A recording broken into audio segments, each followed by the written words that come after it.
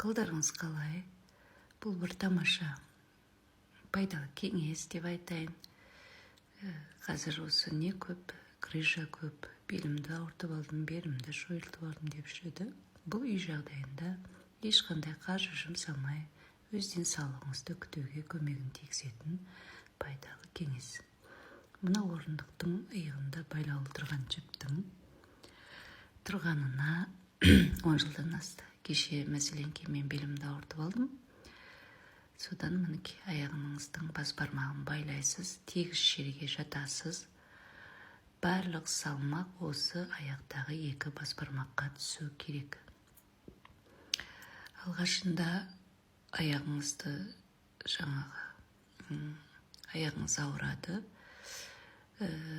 Ауырсынып жата алмауыңыз мүмкін. Негізі 15 минутқа шыдап жатуыңыз керек. 15 минутқа шыдай алмасаңыз, кішкене аяғыңызды көтеріп үйретіп алыңыз. Содан кейін келе-келе үйреніп кетесіз. Күніне 15 минут байлайсыз, бір салмақ осы бас бармағыңызға түсу керек. Басыңызға ешқандай жастық ештеңе қоймайсыз, тегіс жерге жатасыз. Екі қолыңызды екі жағыңызға керіп тұрып жатасыз. Мінекей өздеріңіз көргендей еш адамның көмегінің де қажеті жоқ. Аяғыңызды өзіңіз байлап алып жата бересіз. Жақсы түс көретін боласыз.